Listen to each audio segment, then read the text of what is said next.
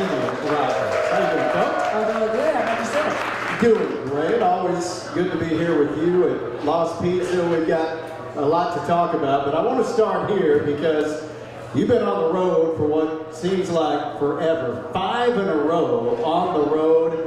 You won 4 of those games, and now you finally get to return home to begin a 4-game homestand. How much are you looking forward to this week? Well, first off, it's so good to see everybody. Thank you for coming out tonight. It always means a lot to us to see you guys.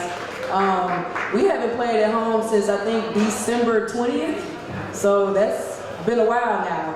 And, you know, we go 5 on the road. We got 4 of those, so I would say that's a success. Obviously, Saturday did not go the way we wanted to go, but if you tell me, hey, you're going to have 5 road games, you're going to get 4 of them, then I'll live with that. So really proud of our kids for being resilient on the road, and obviously we know we got a lot to learn from Saturday, but we're going to bounce back.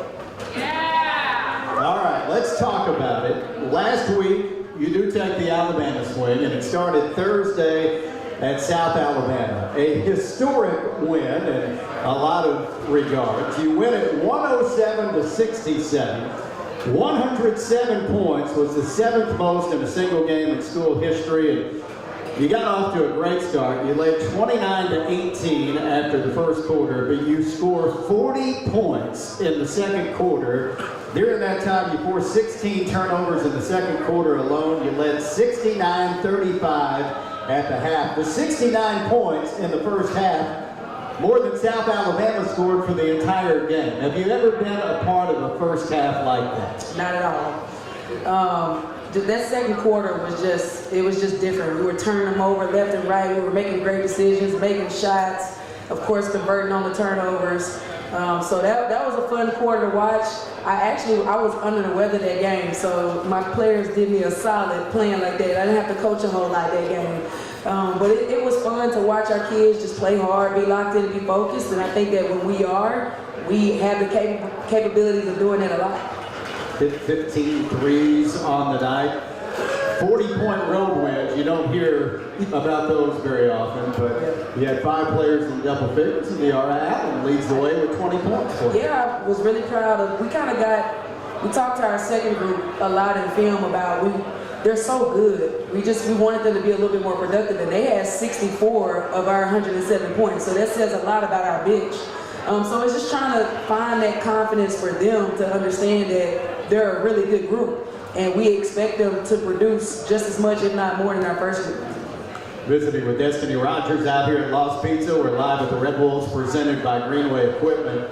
Chris James is here, and he had the question, in a game like that, how can you keep the momentum up when you're up big like that? We just kept telling them every time out, don't relax, don't get comfortable, keep laying the hammer down. And I thought we did that. And there's been some games where we would build a lead like that, and we would kind of relax and let people go on a run. We didn't do that at all on Thursday. So I thought that was growth for our team, having that type of lead, but continuing to play hard the whole game. I do want to go back to this. It was the 12th consecutive win for your team. That's the 4th longest win streak in school history. And so much to be proud of there, especially with the last 4 coming on the road. Absolutely. And you put Arkansas in that, right? Out of those 5 road games, Arkansas was one of them, and then you got your conference game. So, obviously, again, it makes me sick that Troy was the team that ended the streak, but hey, I guess we just got to go on a new streak. Yeah, chance to start that this week.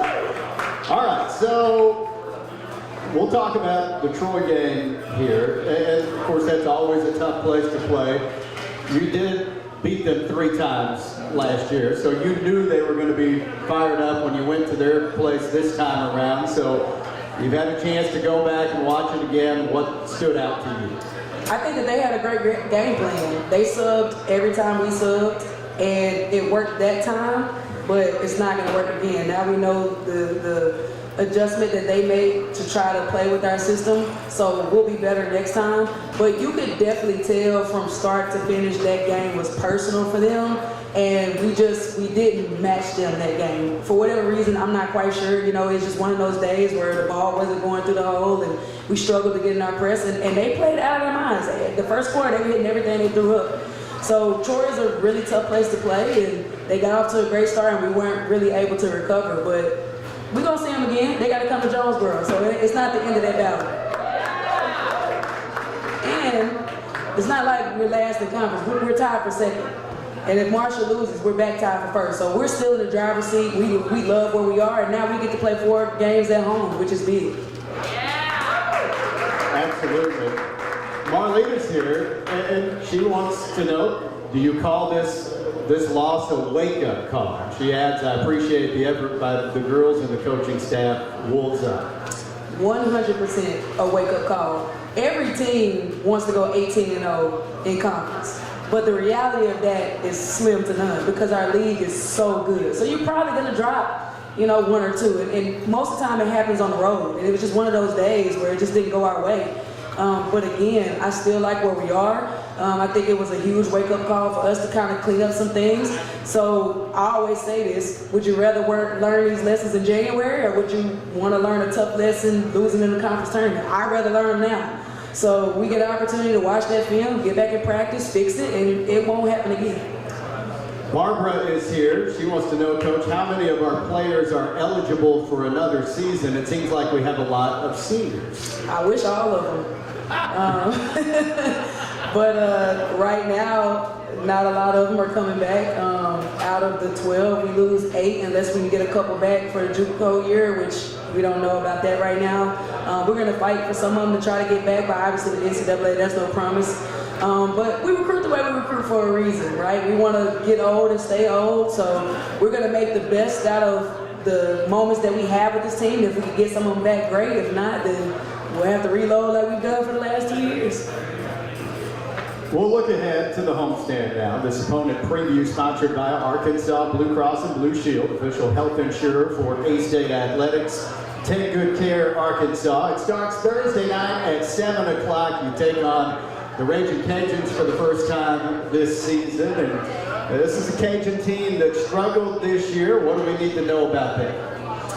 Well, they're always going to be really good defensively. They're going to try to slow you down. They play kind of a tough, ugly style of basketball, want the scores to be in the 40s, want to slow you down as much as possible, take a lot of charges. So the biggest thing for us, as always, dictate the pace. We got to really turn them over in our press. We got to make sure that we're able to convert our press into points.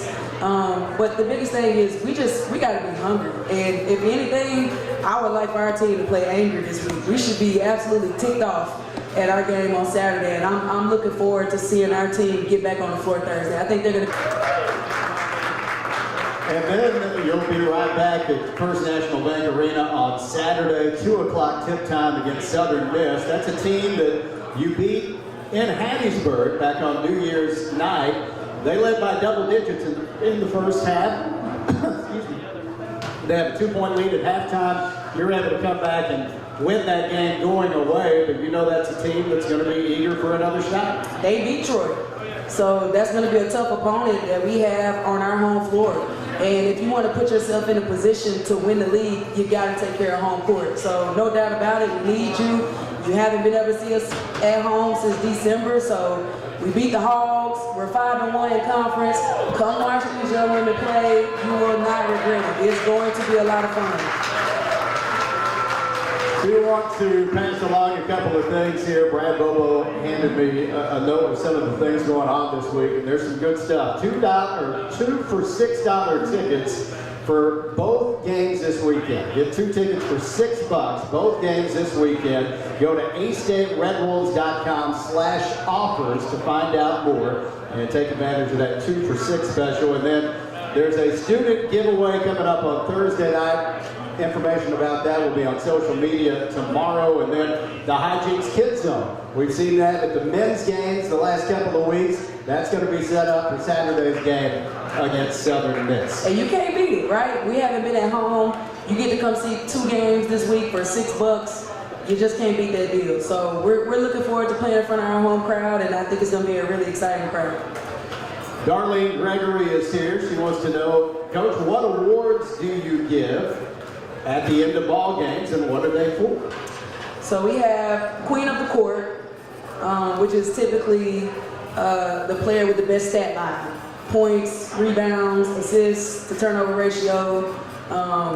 And then we have the heart of the Red Wolf, so just somebody that we felt like had a lot of heart, got a lot of rebounds, scored it as well, but was kind of that Robin to the Batman.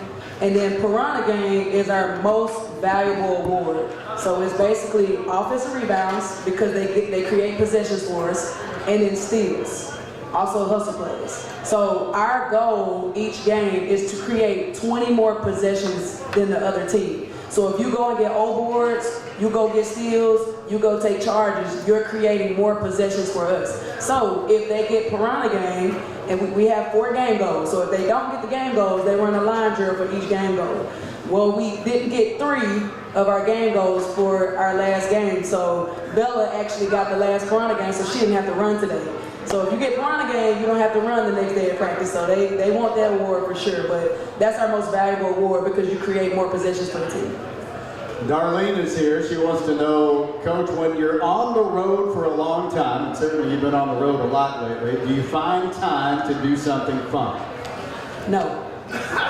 No fun? I am 100% obsessed with winning, and I will do whatever it takes. I'll stay up all night. I'll practice them however I gotta practice them. I'll do the motivationals. I don't care what it takes. We want to win. So whatever it takes for us to do that, we're gonna do that. So for me, I try to get my rest on the road. I always, the night before a game, I watch a full game film on the opponent that we're playing. But for me, it's just important for me to stay locked in and stay focused because we know the goals that we have, and I want to help this team reach those goals. I can have fun when the season's over with. We're going to talk with Winter here in just a moment, and you know, it's something we're used to anymore because it's been going on for 3 years, but it's such a unique thing, the fact that you're coaching your little sister here at Arkansas State. When you look back on these 3 years, how special has this been to be with her?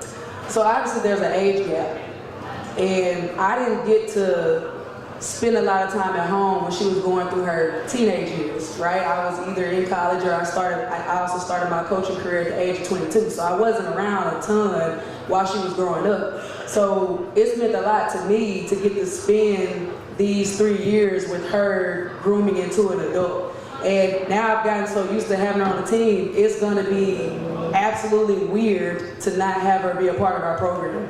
But I think it's been great for us on a sister relationship level. Like we've gotten to spend a lot of time together. I'm not only her coach, I'm her big sis as well. So I think it's definitely allowed us to get a lot closer, spending this much time together. I don't take these 3 years for granted. I'm definitely going to miss her when I'm not coaching her anymore. She'll still be around. She wants to go to PT school. She might go overseas, but she always got home with me. She knows that, and I have absolutely enjoyed coaching her for 3 years.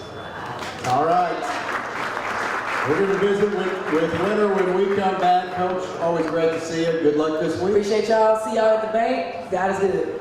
That's Destinee Rogers joining us out here at Lost Pizza. We're going to take